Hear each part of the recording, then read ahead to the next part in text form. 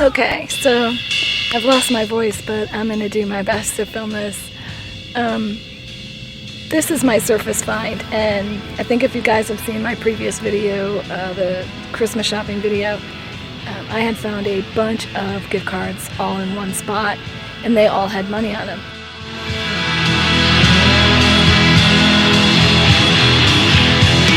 So, for you people that see gift cards on the ground and just think, oh, they're bad and they got thrown away, don't assume it. I'm gonna give a call and see if there's any money on it.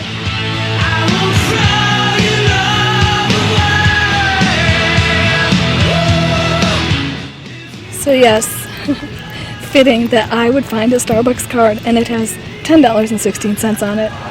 You gotta love it. So I'm gonna go get me some coffee.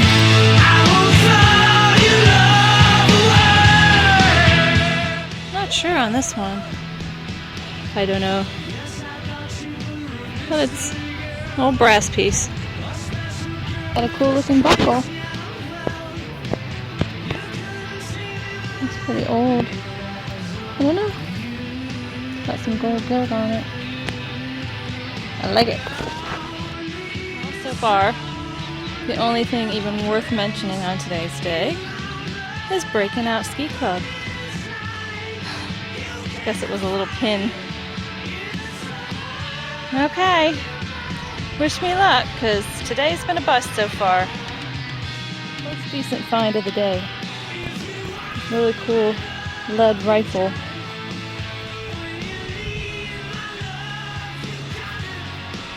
Take it. It's not can slaw. Got that going for me.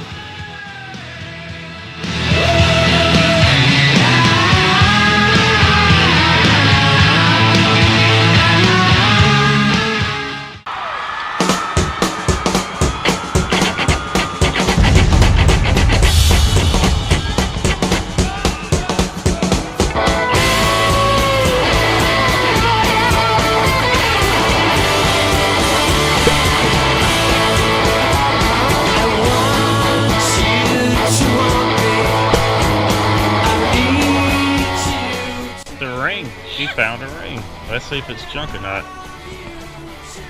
Probably fake. Feels fake.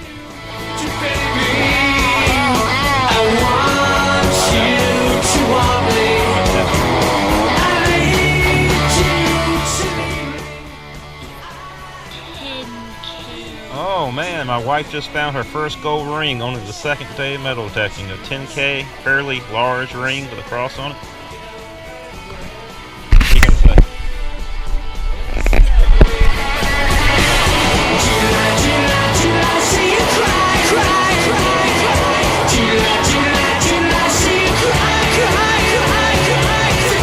Eight inches down, for real. A 4-ringer. That is crazy cool. It is 94 degrees out here. We are all sweating. We got Steve over there. Girls in the dig over there. And I'm dying here. But it's awesome. Yep. I just dug my second ever Indian head penny. I can't get a year on it yet. I'm not sure. I'll have to clean it up, but I don't care. It's too cool.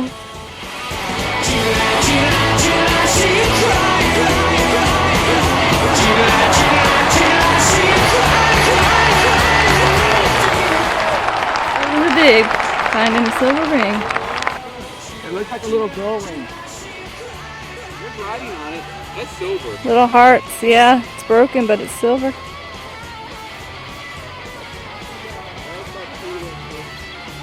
Yeah, it says sterling on it.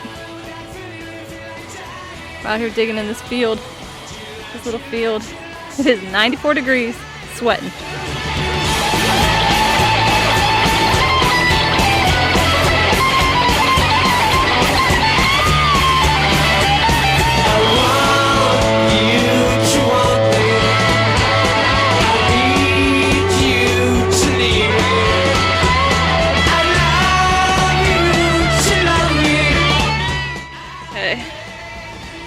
That has gold gilt on it.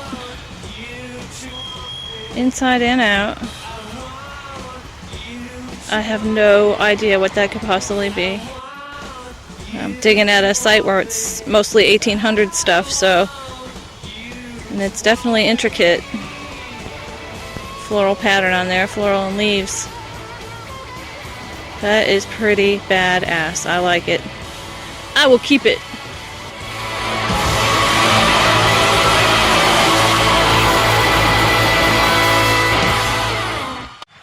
Well, this digging stuff is not all glamour. I'm here to tell you.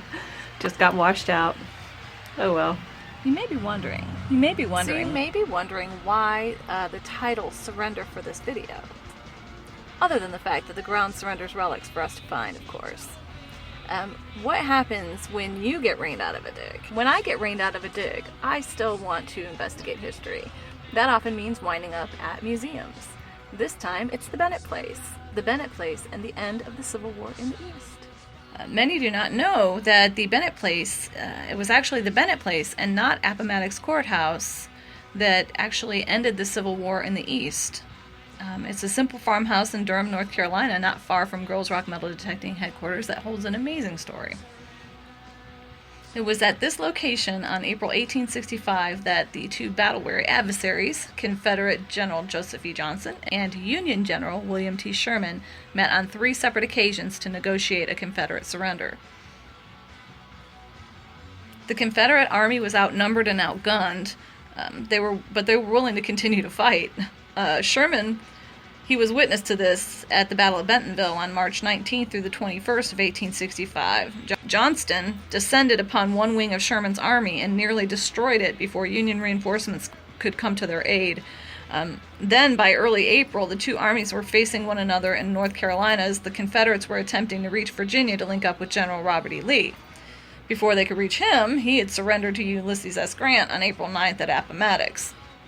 Meanwhile, President Jefferson Davis was fleeing south after the fall of Richmond. He met with General Johnson and ordered him to continue to fight, even if it meant guerrilla warfare. Knowing that he couldn't defeat both Sherman and Grant's armies, and that degenerating to guerrilla warfare would result in a bloodbath for the South, Johnson sent a message through the lines to General Sherman requesting a meeting. Now, the two met on April 17, 1865, in an open field and decided that they would meet at the Bennett place to discuss terms for permanent peace.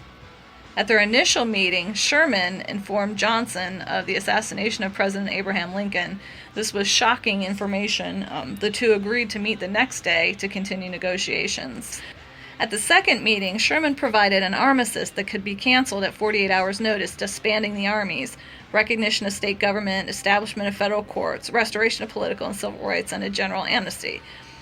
Jefferson Davis approved, but due to hostilities in Washington after Lincoln's assassination, the Union rejected the terms, and Grant instructed Sherman to renegotiate the terms similar to those given to Lee at Appomattox.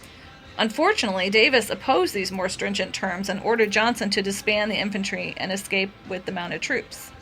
Now, Johnson recognized that a prolonged war would be tragic and disobeyed these orders. He met with Sherman once again on April 26th.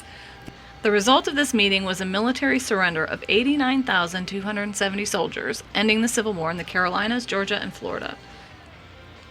Now, on a Girls Rock side of things, I'd like to point out that this must have been an incredible thing to witness if you were one of the members of the Bennett family. I mean, imagine watching as both Union and Confederate troops, soldiers in blue and gray, are marching from either direction, meeting up in your front garden, requesting the use of your home. Nancy was a widow when she married James Bennett. It was a new beginning for her, and after 30 years of marriage, they were finally making a decent life for themselves in rural North Carolina. They had nothing at all to gain from the war. They didn't own any slaves. They had no public political convictions. They worked hard to pay off their mortgage, so their property was free and clear by the start of the war. However, when the Confederate and Yankee generals appeared at her doorstep, the war had taken 2 sons, a son-in-law, and her prosperity. I mean, this lady had every reason to curse them out, tell them to get the hell off her property. Instead, she offers her hospitality, the use of her parlor, and a pitcher of chilled buttermilk before retiring to the kitchen. I think that's just a true example of female Southern hospitality and class. Take care, and don't forget, rock metal detecting.